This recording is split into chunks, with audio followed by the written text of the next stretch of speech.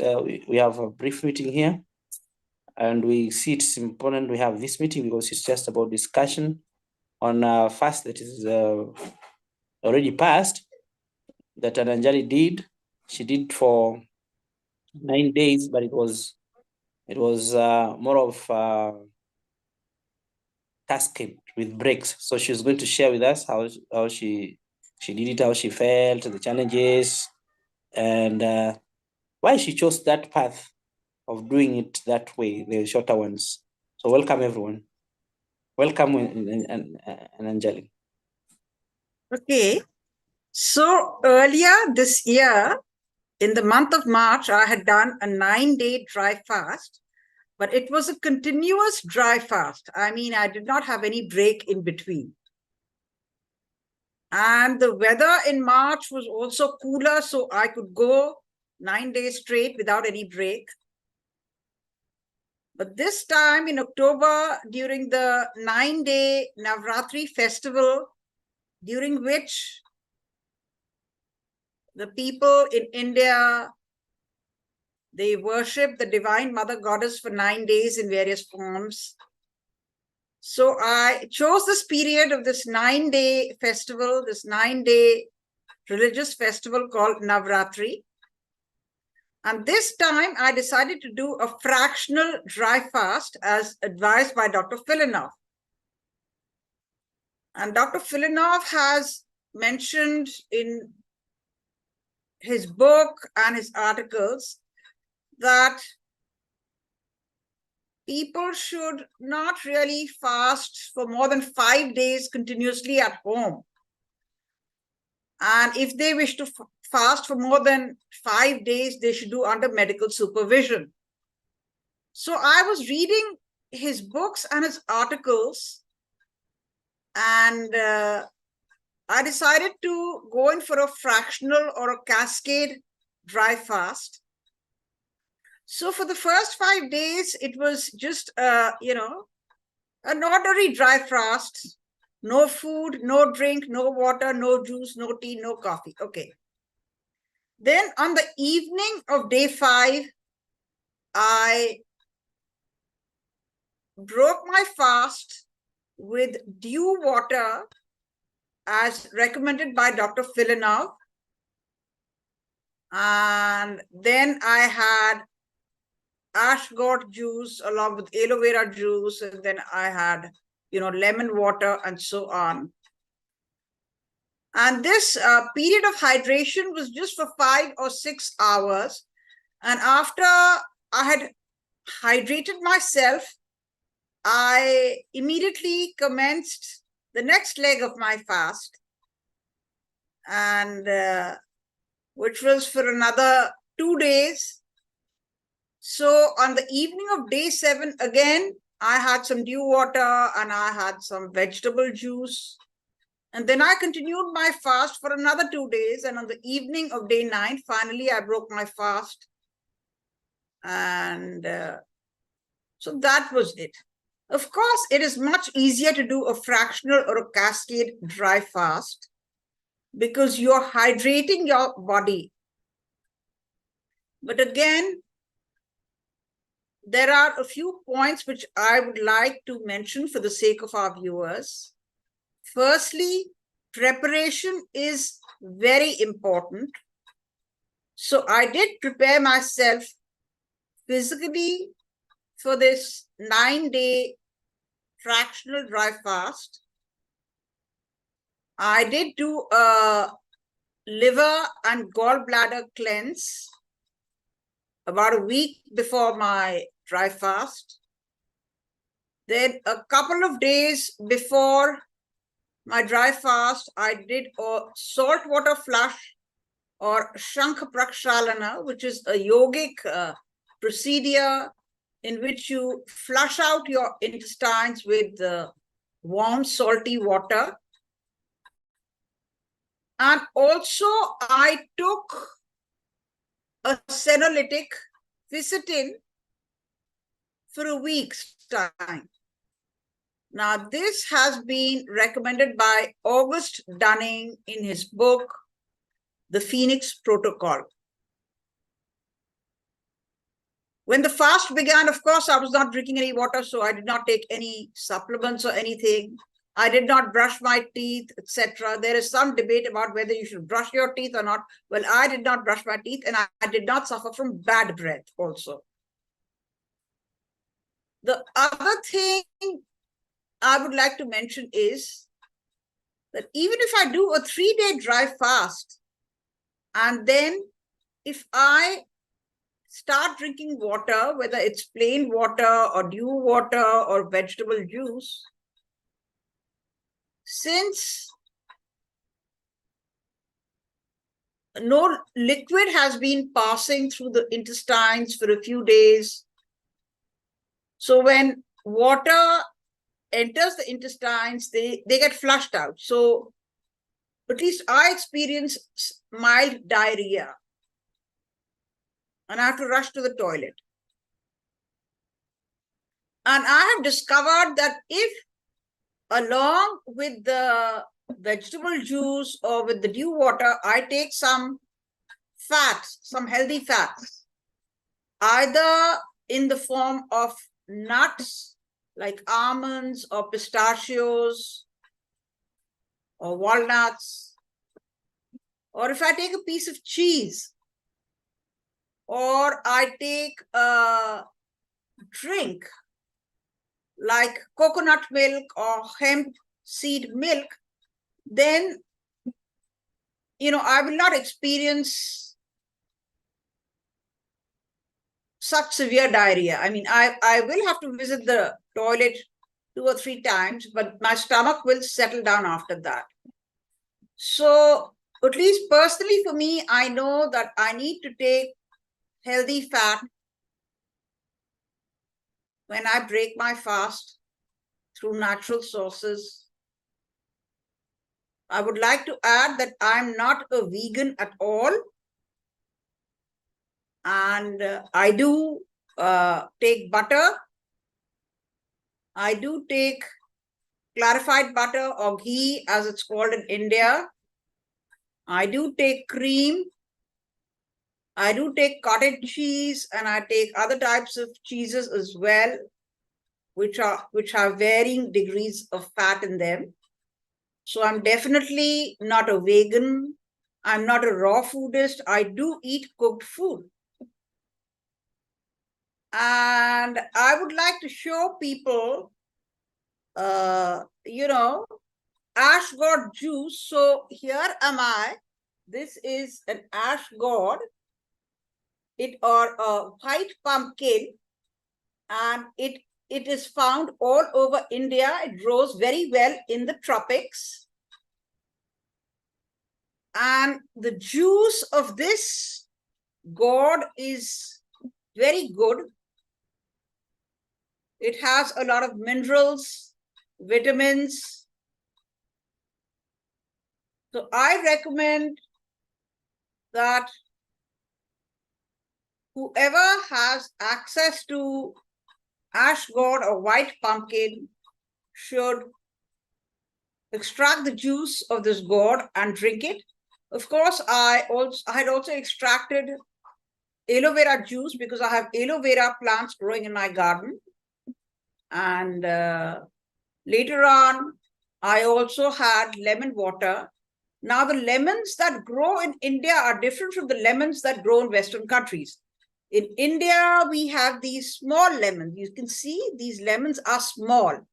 In Western countries, the lemons are very big. So I extract the juice of 3 of these lemons and I add water to it. If I want to sweeten it, I'll use a few drops of stevia for a sweetener.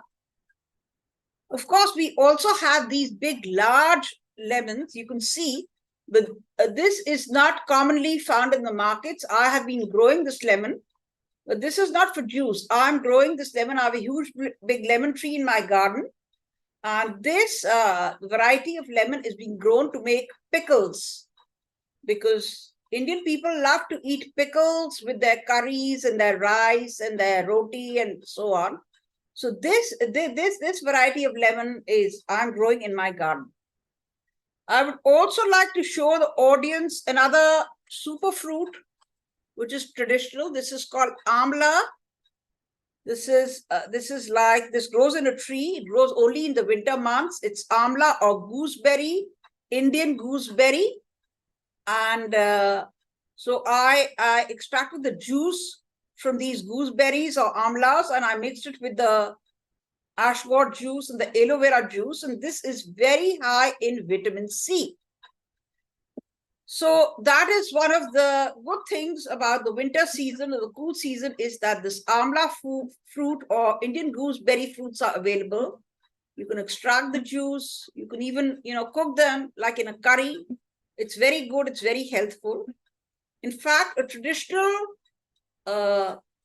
tonic preparation called Chyavan Prash, which is primarily made from the pulp of this amla fruit. Again, I will show it on the screen. This amla fruit, it has a little seed inside it, so you need to de-seed it. You need to remove the pulp and so on. The pulp is cooked along with other herbs and some Ayurvedic, medicines. And a thick tonic is prepared, which is very rich in vitamin C. And traditionally, for thousands of years, we Indians have taken this Chyavanprash or this amla tonic during the winter months to boost our immunity. So all these traditional herbs are there. And in the Western countries, they have their own herbs. They have their own, like they have elderberries, blackberries, blueberries, and so on. Of course, in India is a tropical country, so we don't have all these berries growing in India. Maybe in a few places, people are beginning to grow them. But traditionally, these berries were not grown in India because they only grow in the northern hemisphere. But aloe vera grows very easily. Aloe vera grows very easily in a tropical climate. Ashgod grows beautifully. Amla grows, and so on. So I did not purchase any ready-made juices being sold in the supermarket. I purchased the vegetables, I purchased the fruits, and extracted the juice myself in my slow juicer. And I would recommend that anybody else who wants to break their dry fast by drinking vegetable juice or fruit juice, they should also try and extract the juice themselves at home and not buy ready-made bottled juices. Now, the main reason why I wish to undergo a 9-day cascade dry fast was to enter the state of autophagy. And autophagy, is very good, because if anything is not working right inside your body will start healing itself. If you give the body enough time, 9 days without food and with only a little bit of water or juice in between. So it's a self-correcting mechanism. Of course, right now, we really do not have, the means to measure how much fat was lost during a 9-day dry fast. Now, there are 3 types of fat: subcutaneous fat and subcutaneous fat, visceral fat, and then there is fat around your liver fat. I believe that in Western countries now, some people are using MRI as a tool to measure the amount of visceral fat. But MRI is a very expensive procedure. And even in India, it's very expensive. So till we have some means, some tests to determine how much visceral fat is there. We really cannot say how much visceral fat was lost or how much visceral fat I had to begin with in the first place and how much of it was subcutaneous fat. So that we really cannot do, Of course, some of the weight that is lost during dry fast is water weight. So right now we don't have, or at least I don't have access to any tests or any machine to measure how much water weight I lost, how much subcutaneous fat I lost, how much visceral fat I lost. And even if there are facilities to measure these things, I do not have access to those facilities. And MRI and such tests are expensive tests. People usually don't go in for such tests until and unless they are faced with an emergency situation or, with a life-threatening disease.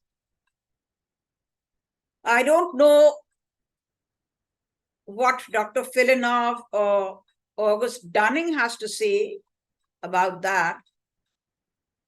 The only thing I know is that autophagy and ketosis definitely sets in during 9 days or even after 3 days, after 72 hours of no food, no water, ketosis sets in and the body starts repairing itself, healing itself from within.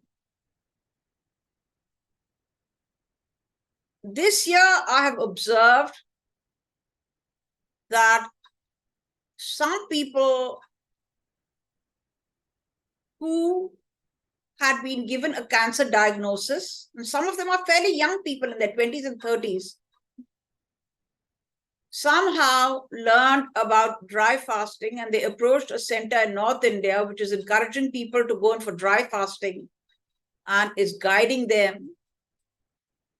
And they have been posting videos on YouTube as well, but all those videos are in Hindi. So Western viewers would anyway not be able to understand what was being said in these videos. For both men and women of different ages, and they were being encouraged to go on a dry fast for at least 9, 10, or 11 days straight. So only if you fast for that period of time will autophagy set in.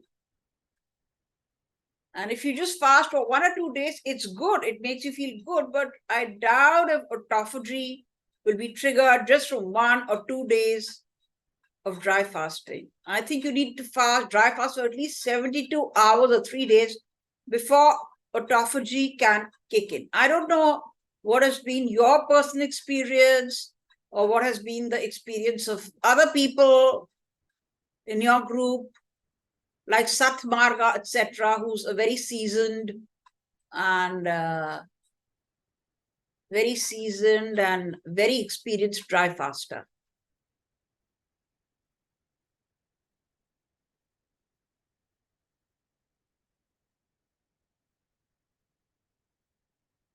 I have a question for you. Yes. There are two things that maybe you have already discussed, but I want them to come out very clearly. You have talked about them, and I want them to come out very clearly. You did a 5 days total dry fast. Then thereafter, you are breaking after how long to reach 9 days? Well, in the evening of day 5, I hydrated myself for a few hours.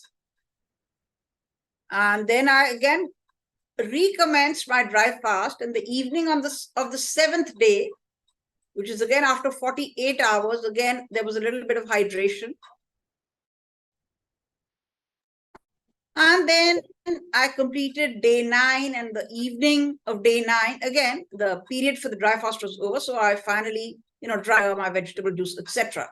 So in between on day 5 and day 7, I had some water and some vegetable juice. I was thinking about having coconut milk, but then I couldn't make the coconut milk in time. And I didn't want to have a lot of gap between, because I had to complete the 9-day fast within the time period of this religious festival. So I had a break of, let's say, 5 to 6 hours, 5 to 6 hours only. And I'm using an app on my mobile phone. It's called Zero, to track my time, my fasting time, etc. It's a free app. Anybody can use it. So that was it. Okay. Now, the other one that I want you to little stress on, and I think it's extremely important for those people who do flushing with the salt, because somehow it causes some issues with the walls of the intestine. So the very first time we were taught salt flush, we were also told using butter, ghee, to soften the walls, to make sure that when you are going to take something again, it's not going to be hurting the walls of the intestine. So I want you to emphasize on that, those things that you take after the salt flush. I think it's extremely important, because most of you are missing that point. People can just flush the system and then they get into the fast. When they get out of the fast, they develop something very serious. Issues of hemorrhoids and all that, hardening of stools, all things like that. So please handle that. Okay, all right. Okay, I get your point. Okay.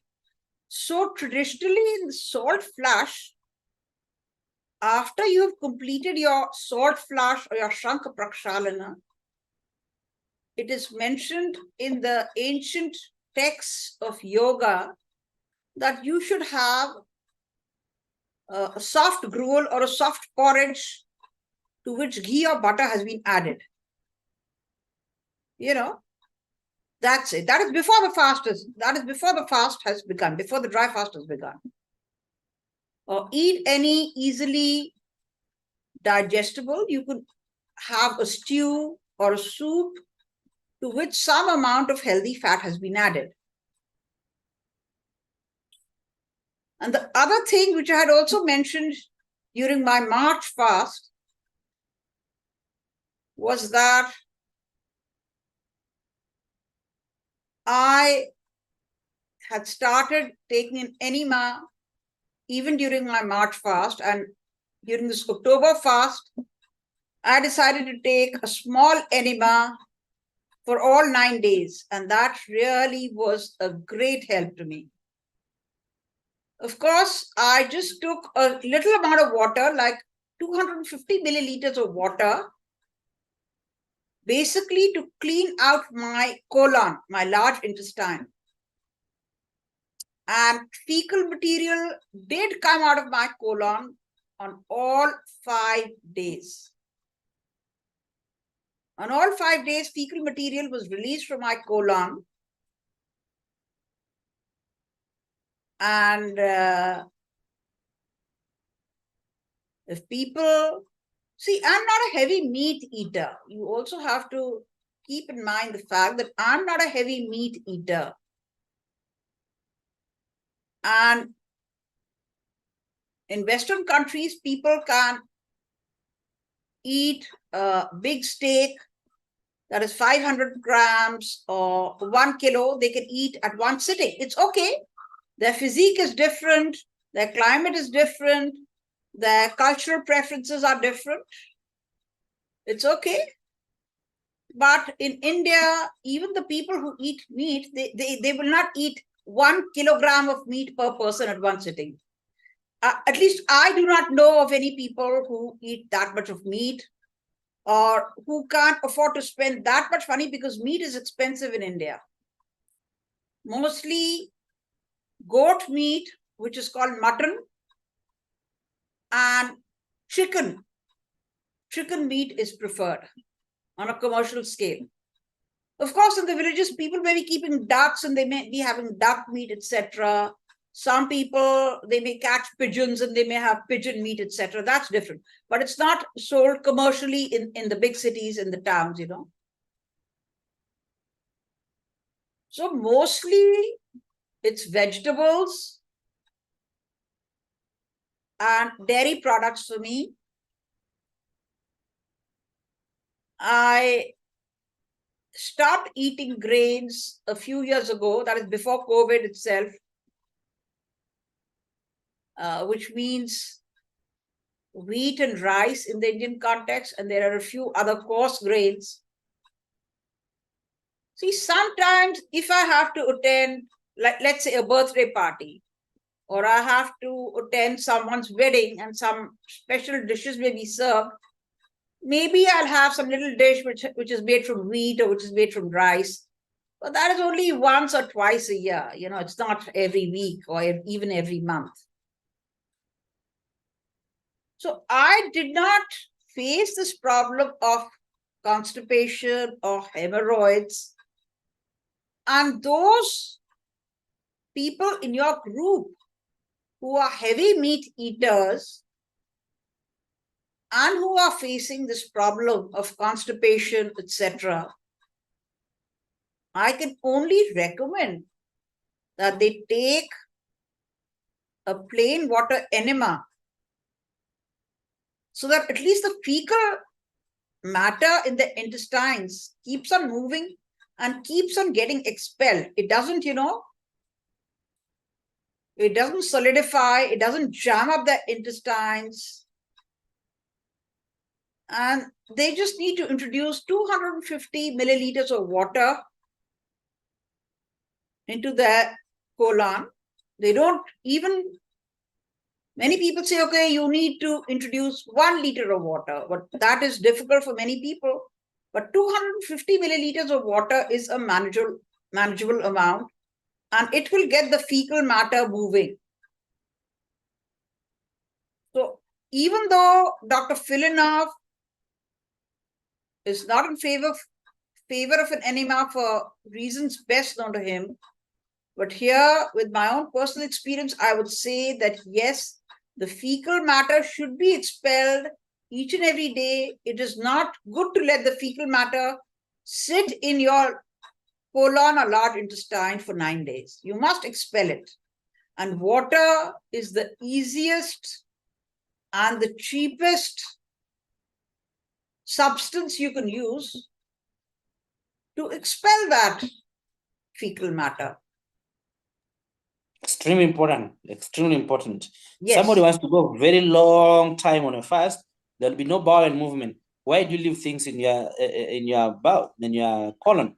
You need these things out so that it will not give you problem at the time you are breaking, because there will be something else. You'll have time to be something else during those processes that will be happening in your body. So thank you so much. That makes perfect sense. Mm-hmm.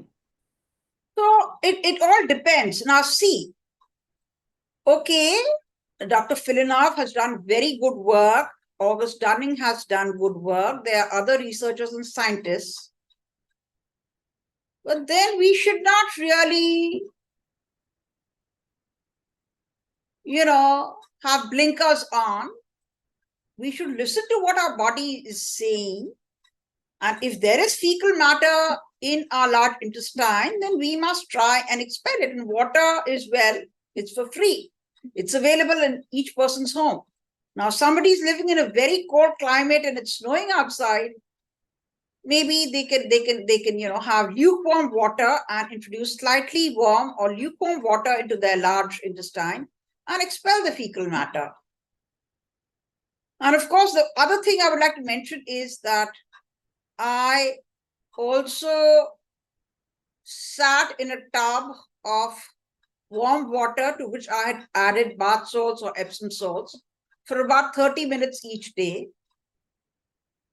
This was not a full-scale bathtub. It was just a hip bathtub. But anyway, my abdomen and my back, were immersed in the warm water. So that again helped my intestines move. And that again helped my intestines release the fecal matter. And also it helped my blood circulation. So I did not experience any cramps, aches, pains, joint pains, or anything. The other thing is that I have been using a grounding mat for the past 1 year. And the grounding mat is there on my mattress. So when I go to sleep, I lie on top of the grounding mat. And so I receive the earth's, grounding energy. So at least 8 hours every day. when I'm sleeping on my bed. And that also helps a great deal. I would recommend it. It's something which is very simple, natural, it's not invasive. So these are the simple tools, these are the simple tips and tricks which people can follow to have a better experience, a more pleasant experience during the dry fast. I know that several people are battling, certain conditions, certain diseases, and for them it is more challenging. I was just doing it for autophagy and for better health, improved health. But I know that there are some people who are facing, whatever disease, mostly chronic diseases. And a dry fast is definitely going to help them. But refeed what they eat when they break that dry fast is also equally important. If they start eating the same kind of junk food they were eating before, the benefits of the dry fast will evaporate very soon. So they have to think about what kind of food they are eating, whether the type of food they are eating is helping their body overcome the disease, is helping their body heal, or whether it's just making their body very sick and tired. So if they cannot figure out what is to be done, then they should take the help of somebody who's more experienced than them. They should take the help of a holistic physician or a functional medicine doctor or even a good nutritionist. Now, I know that all these people sometimes, they charge a bomb, especially functional medicine. In the name of functional medicine, some MD doctors are charging, outrageous fees. And everybody cannot afford, to set up an appointment with such people because their fees is so horrendously high. So I would say then consult a good nutritionist or a dietitian who doesn't charge you an exorbitant fees, and they can help you, they can guide you, and they can recommend what kind of food you should eat so that you can begin to heal your body, you can boost your immune system, you can build muscle. I know that in the Western countries, this vegan movement is really gaining ground. But this veganism has sadly led to very poor health for a number of people in the Western world for various reasons. And at the same time, becoming a carnivore and eating only meat, nothing else, I don't know. Maybe it's okay for some people, maybe it suits some people, and many people have said we were healed of serious diseases only by eating meat and nothing else. It's okay. If their body was healed, maybe it's good for them. But I really don't know if we in a tropical country like India would be able to follow such a diet.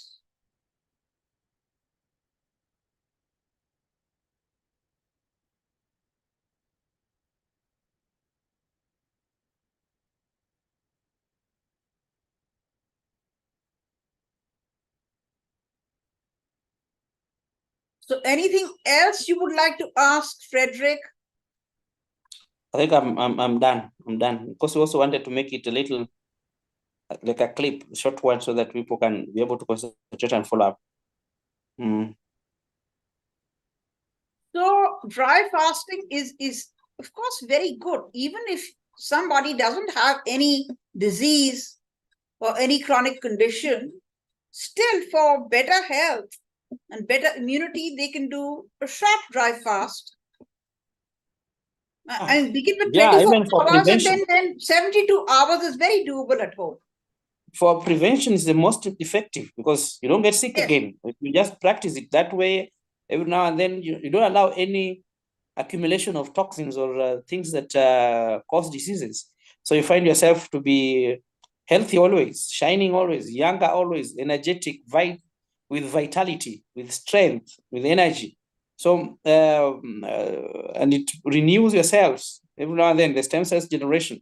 So it's very important. It's very important for, actually, we should be telling people to avoid to get these sicknesses every now and then, get into this lifestyle. And then, people come to dry fast. This is what Dr. Philov has been saying all along, that people come to dry fast as the last resort. When they have tried every other thing, they are very sick, chronic illness, they have wasted their time. At this time now, they want to hang on anything to get themselves well. And this sometimes it's too late. Sometimes when the body gets to a point where it cannot be repaired again, cannot be given a chance to repair. So much better start early. And getting attention of a person who has no problem, has no challenge, is very difficult, because it's the best way, or the best lifestyle should be now on a dry fast. But then when you are still healthy, but then getting a healthy person to do a dry fast is close to impossible. Most of people, maybe if it's for spiritual reasons, they'll do. But people just come when they have pain. Is what make them to now to start to research. And maybe that pain has no solution in the other ways that they have tried to get their solutions. They don't get solutions. So they think, okay, is there any other way? Can I get any other better way? Can I get any other better way? A magic pill? And then they land on the dry fast. Yeah, but it's best used for prevention. It's best used for prevention. I don't know if there's something I wanted to ask, add on what you're saying, but I think we are good. You have explained yourself so well. You have explained yourself so well. Well, thank you. Well, it's okay. I'm doing these, 9-day dry fasts for my own better health, as well as to set an example for others, not only people who are sick, but also people who are healthy, that yes, you can do it. You'll be alive. You will not die if you don't eat food or you don't drink water for 9 days.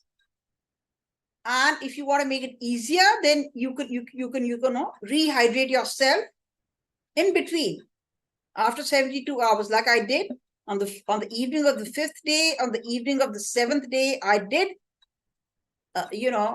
drink water and a little bit of vegetable juice. So that made it more doable. The consciousness has still to spread because of all this processed food, junk food, industrially prepared food, which is being manufactured in huge, big factories. People are suffering from various chronic metabolic diseases. In China and also in India. And the real cure for these lifestyle or metabolic diseases is a change in diet and lifestyle. I mean, people can pop pills, but just by popping pills, their disease or condition will not go away. They will find relief, temporary relief, but then they will have to pop those pills for the rest of their lives. And actually, nobody really enjoys popping pills. Even if you ask the people who are taking 40 or 50 pills a day. Recently, a friend of mine had come to visit me, and this lady has developed diabetes. She's developed a heart condition. So from morning till night, she's popping pills, handfuls of pills, red, yellow, blue, green, white. And she cannot think, or nobody has ever told her that by changing the kind of food she eats, by changing her daily habits, she can actually improve her health. Because the doctor or the physician whom she sees is an allopathic doctor, and those people are just pill pushers They will just say, okay, take this medicine. If this medicine doesn't work, take a different pill, take a different capsule. If this does not work, take a different injection. And you have to be on this for the rest of your life. Well, because all these doctors are only advocates or indirect employees of the big pharmaceutical industry. So obviously, they're only going to prescribe pills and injections and surgeries. You can't blame them. So this lady almost fell out of her chair when I told her that I had been without food, without water for 9 days. And I said, you see, I'm talking in front of you. I'm still alive. Am I not? And I'm looking well. So I said, there is a definite science to it. You need preparation, you need courage, you need mental resilience. All those things are there, but it can be done. See, I'm sitting there right in front of you. I'm not like just somebody, on the TV screen, because now they have even prepared robots in China and so on. They're preparing robots, and robots are doing so many things. You may think they're a real person, but they are not real. They're just robots. So you need to actually go and meet with people and say that it's possible. I have done it. You can touch me. You can feel me. You can pinch me. I'm very real. I'm human. I have red blood, the same like you have red blood.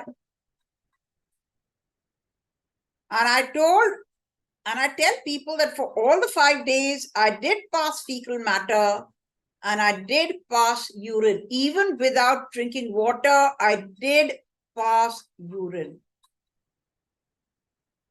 And medical science or modern medical science has lied to us,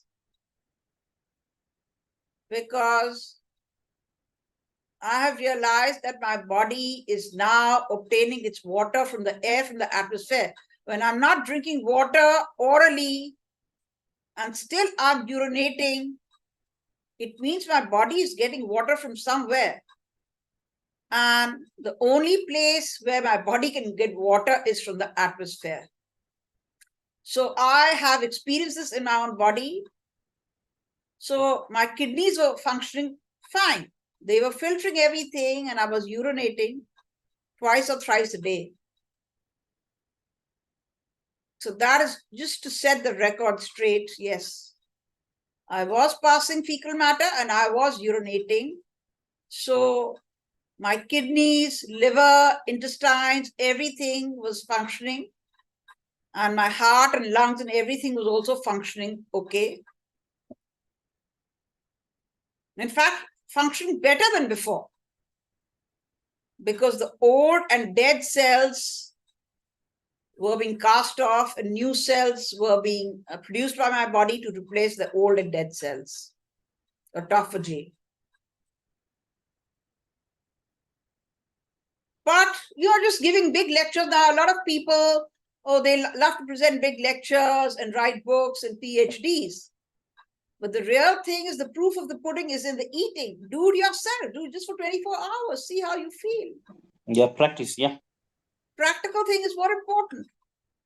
Of course, you need some people like Dr. Filinov, learned people, scientists, researchers, who can put things into perspective. Those people are also needed. But for the vast majority of us common people, we need the practical thing. Do it. It will save. It will save on your hospital bills. Now, I have not purchased health insurance for various reasons. Health insurance is expensive in my country. And these health insurance companies, in the fine print, they have so many clauses that eventually, if you're hospitalized with something serious, many times they refuse to cover your bills. They'll say, because of this clause X, Y, Z, we are not going to cover your bills. We are not going to pay you. So even then, you end up paying from your own pocket. So I'd rather do a dry fast take good care of my health,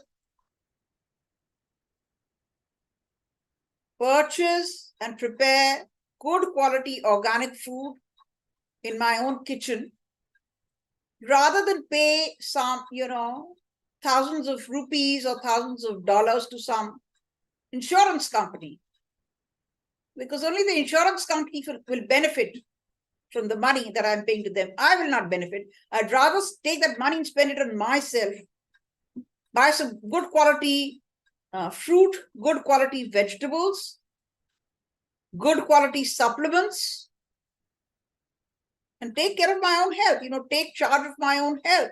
My health is in my own hands. Of course, all of us are brainwashed, saying that, okay, we must copy USA or UK or whatever, France or Germany, because all the people in these countries all have health insurance and all that. But I beg to differ. I really beg to differ. Our health insurance, as long as we have done our fasting in a way that is not harmful to our body, that is it. Prevention is better than cure. We keep the doctor away with our shorter fasts, our monthly fast, our weekly fast. That's how we keep the doctor away. Actually, the disease is away, and so we don't go for those issues. Maybe you just go for checkup if you want to, but most of the time you are very healthy, and we understand our body very well. At a point, sometimes, and I think ignorance is also what cost people this much, because now you leave your health in the hands of somebody else, who also sometimes is telling you, I'm still doing research. We are not sure of this one. We are trying. Okay. But then you find that sometimes when you are sick, you don't know what's going on. Like when I was starting this lifestyle, and I would get a lot of migraine headache, and I was like, what is going on? It's like I'm sick. By that time, I did not know. Those was just withdrawal symptoms of caffeine. After doing it for some good amount of time, then I realized, oh, I'm not sick anyway. This is just the food that I've been eating. And I would understand my body literally. And I feel well, healthy. And actually, health is wealth. There's no way I feel like, okay, I have a pain here, I have a pain here. No, I'm perfectly well. Whether I'm asleep, whether I'm awake, whether I walk, whether I sit, I am perfectly well. And there's nowhere in my mind planning for some disease somewhere, or I'm going to be sick somewhere. Yeah, so it's not there. It's not there. Anyway, we can even sometimes say these things are more of, they're not reality. If you know the real thing, nobody should be sick. No one should be sick in the real globe. But then people have have allowed themselves to be maybe misled. That's the word I should use. They have allowed themselves to be misled. And then they're misled into those kind of things that now they are passing through pain, sicknesses, and sometimes the solution to the end, to the bitter end. Yep, I'm enjoying your discussion. So you keep on talking, say something. But if you are through, we will just call it a day. There's no problem. I thought we were not going to be live, but we are live on YouTube, and I saw somebody say hello from Croatia. Somebody joined us from Croatia. We had some 3-4 people who joined us. They didn't ask questions. They just showed that their presence in the meeting. Right now I saw 5 people joined us via YouTube, but then some people will watch it later. You've already gotten 3 likes from you have already gotten 3 likes as you have been talking. Good. Yeah. So, well, yes, the main thing is to encourage people to set an example that you don't have to be sick in order to dry fast. You can be healthy and still do a dry fast just to maintain your good health.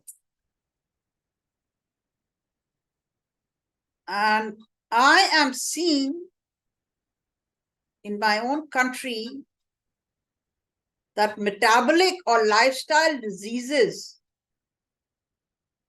are just running rampant. So dry fasting can be part of our lifestyle. You can fast once a month, dry fast once a month, once in 2 months or once in 3 months. It all depends upon your inclination, upon your time, upon your routine. Some people, they have a lot of engagements, they have to travel a lot. So maybe they cannot do dry fasting. And when the weather is very, very hot in the tropical countries, I do not think one should do dry fasting. It's only in the cooler weather that one should do dry fasting in the hot tropical countries. One can do a water fast. One can do a water fast during the. Yeah. I have not tried a water fast, but I'll tell you what. A water fast is that once you start drinking water, I don't know,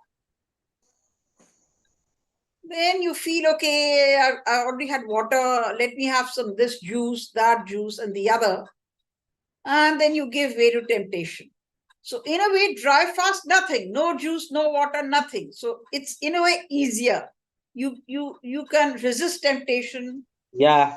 You can And resist temptation. and for maybe very places when it's too hot, unless you have some place very in the forest somewhere cool in the nature, that's okay. But when it's very hot, it's not good the way you have said, you advised to fast, dry fast, to prolong dry fast. Anyway, 24 hours we always do without a problem. Sometimes I do even 5 days in the depths of the hot, but it's very difficult. That's the truth. You feel as if you are drying. You feel as if your whole body is totally drying, and it is very thorough, that kind of fast in the depths of the water. You then sometimes when it's a lot of the temperature is too high, and then if you are talking, you also lose a lot of water, so it becomes very challenging. The only best way, the way you have advised, avoid it or fast using water. But if you have to, because sometimes because of your situation, or you want to chill something that is emergency or something, you'll need to get good humidity in nature. And yeah, exactly. Mm. So has your retreat center by Lake Victoria started operating, or it's still being, it's still being developed?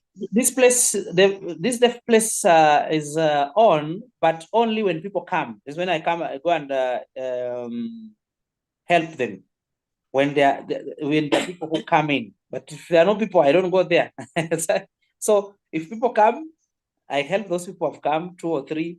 I help them like that, But then we want to do one in a more centralized place in Kenya. That place is easier to access in Nakuru, somewhere in Nakuru. That is from next week. Yeah, from next week. It's easier to access Nakuru compared to where I have been next to like Victoria here. Because here you have to get another plane if you have to come. If you have to come by bus, it's like 8 hours from Nairobi.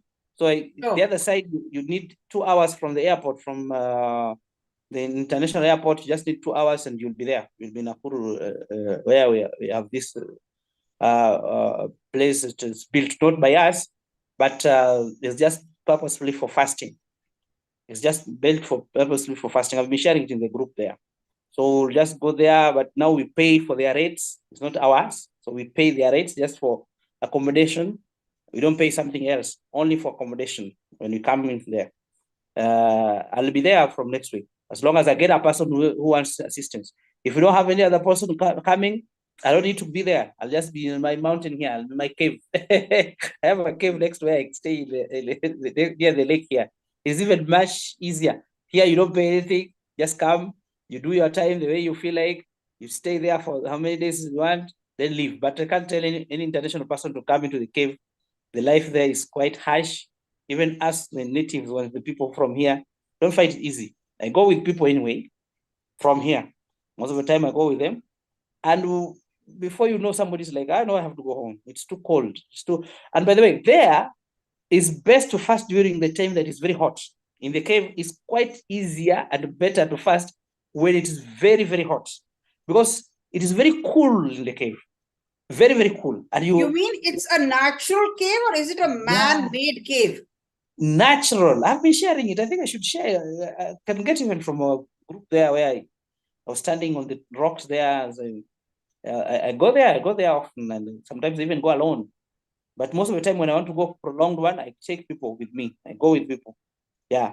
So it's a natural cave. stones, very heavy, big stones, like, I don't know, call them boulders or what.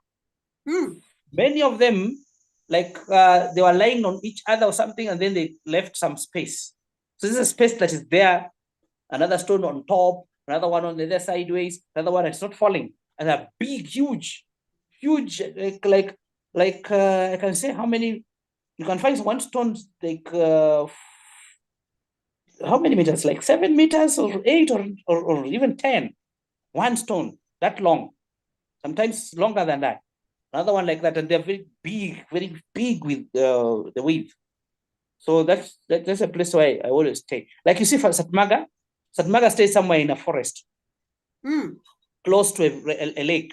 Sometimes it gets into that water body, can just swim there. So that with that you don't want to. There's no time for fasting. You can fast anytime you feel like. Anytime you feel like you can fast, because you are in a natural environment where there's good humidity. Yeah, where there's good humidity. But when you are in the city, and it is in a hot. very big city, yes, but still. Yeah, So and I it is cannot hot. fast whenever I feel like. I have to wait for the weather to be cool, and only Yeah, then.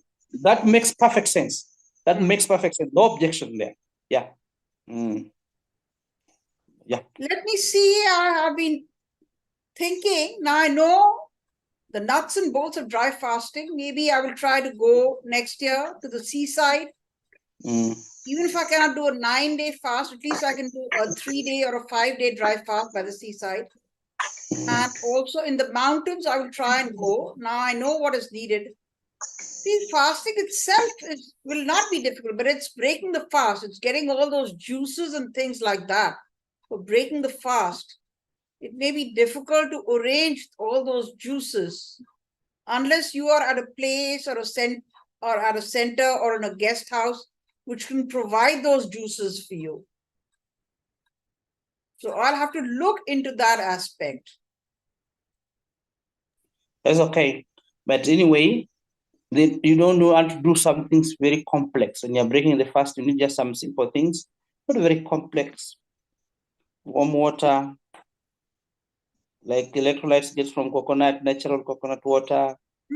Like, yeah, if you have to do some things, maybe cabbage broth. When you're coming out from a fast, it's actually easier when you just use the formula of how you treat the stomach of a young baby, of a baby, when they're just starting to eat. You behave like that, and you'll take it very easy. But sometimes people rush with it because of this and that. Some excuses is not good. That is the most dangerous thing you can do.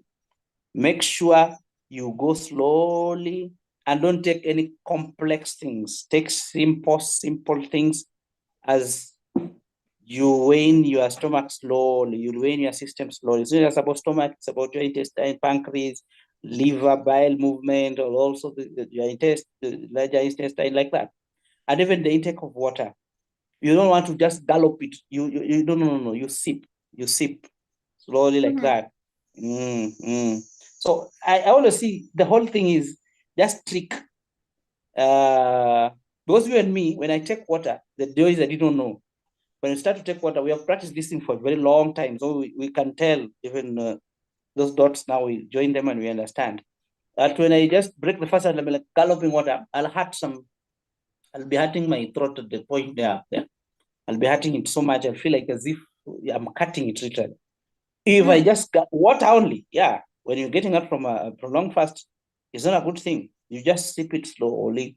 The system has to wake up slowly, and enjoy the moment. Don't rush anything. Live in the moment. Don't be like, I desire that, I desire this. If you desire what, maybe you take the soup, the broth, that is okay. But rushing to things solid, no. And even if you want to take the best method I always like is the Satmaga method. You take cabbage broth and maybe very boiled cabbage. After taking water, the first thing always is warm water. And then that cabbage broth, you'll feel, you don't add any salt. You'll feel almost like your taste bud will be open. You'll be able to see there's some amount of salt like this. And you feel the taste and you're like, this thing is so delicious like this. How comes I always don't know? and start to appreciate. You appreciate from water. You appreciate water. You appreciate every other thing that you'll be taking in. You feel like, wow, this is the value of food. Most of the time, we have a lot of blockage, even in our taste buds. We just eat and keep on eating, filling our stomachs, filling our tummy, not knowing that these things are sweet, delicious. They're sweeter than the way we think they are. They taste very better than the way they are. If you do a fast, you'll realize that. You'll just do, oh, this is, you'll appreciate food. You'll appreciate every other thing that you get. So it's a lifestyle. It's something we're introducing to people. It's something we are living. We hope people will learn. Many people will come into this kind of lifestyle. It is something that we do. You do it yourself at home. It's not something that you just decide. And nobody should even tell you to whether not to. It's like just breathing. Somebody can tell you, oh, I don't know, breathe like what? It's just like breathing. This should be as easy as breathing, as natural as it should be. There should be no complications about it. Just do it at home in a level that you can handle. And when you are starting, start slowly.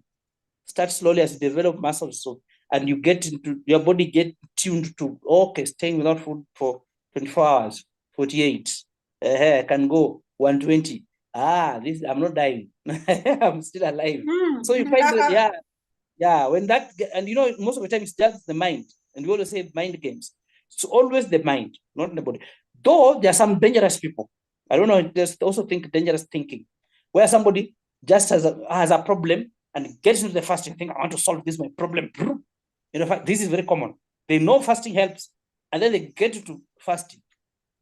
No single detoxification, no single trying and preparing the body. They just get inside. This is very dangerous.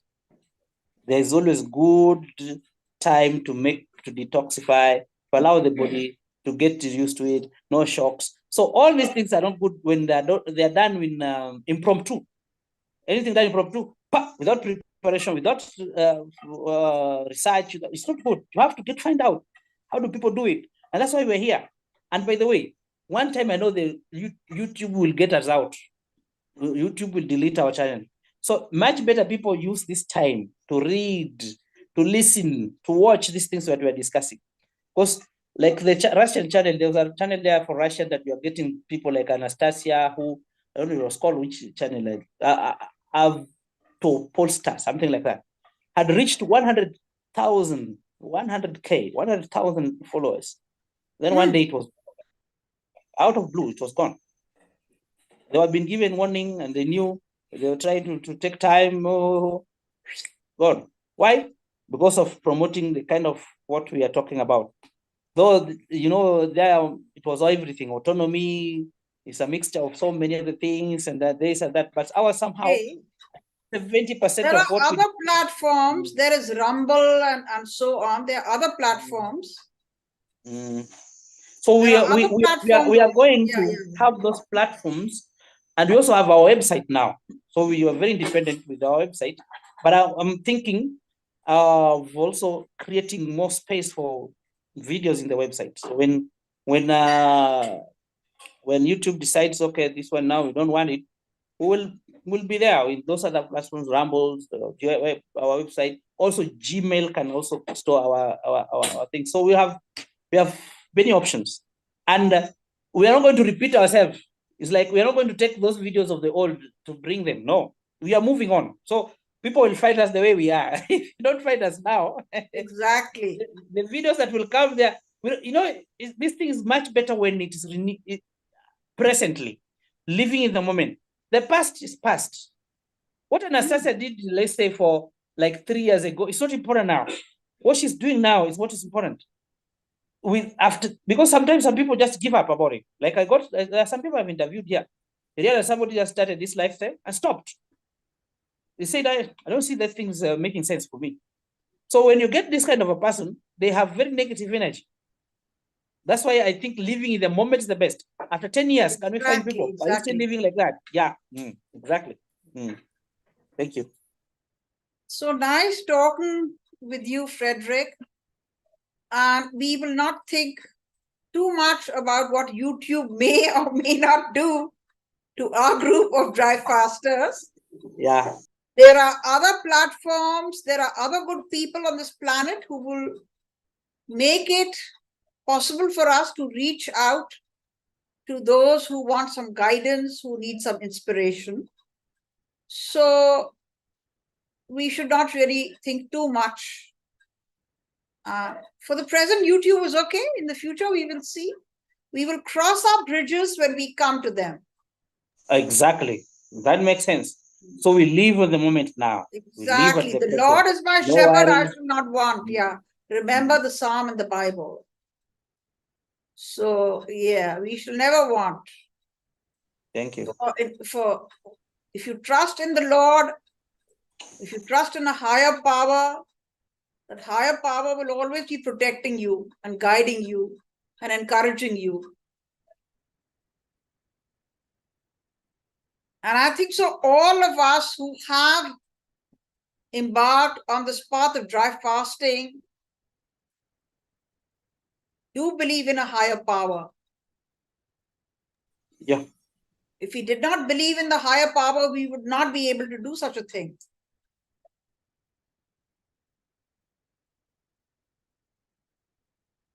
So let's continue with our meetings and let's continue to encourage people from different parts of the world. And dry fasting is for free. Yay! That's the best thing about it. You don't have to pay any premium. You said something very important. There's something you said about medical bills. How do you call it? Insurance. Some people pay a lot of money. A lot. Some people in the US, they told me. I have a friend here who was telling me, oh, sometimes when you are sick, you can pay something like $2,000. I don't know for what, and the procedures are very simple. If you don't have the medical insurance, it is so bad here. And I'm like, I wish you people knew. Yes. Anyway, thank you so much. It was a nice discussion. We are very free. Yes. We are just talking without imposing anything, just free. I like the way we talk. You know why? Because we are now used to what we are doing.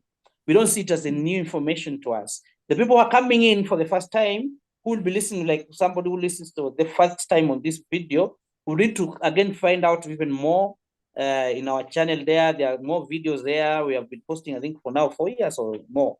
So you'll find them there. Take your time, listen to these things, ask questions, join our group. You'll find people who are doing it and people who have done it for a long time and experience. People who talk from experience are much easier. Experience, the way you said practical, is more authentic than just those theories, just those I think, I know. Experience itself. This is what I experienced. But again, our experiences sometimes may not be 100% similar. Sometimes what somebody else is going through is not the same way what I'm going through. Like you talked about people eating. You have talked about everything. Some people eat different diet, others do. So when you start to fast, somebody might find it very difficult. Another person find it very easy. How? Because you have already detoxed. A person has not detoxed well, depending on what you consume, will find it will be like climbing a mountain, a very steep mountain. So you find it becomes very difficult for this person if he just wants to get to the fast straight away. But if it gets some preparation, then it becomes very easy. So be patient with fasting. This kind of lifestyle needs some patience. Don't just rush with it. Take time. Take time in everything. Thank you. Thank you, Anjali. Thank you for your discussion. Namaste. Namaste to all our viewers. Thank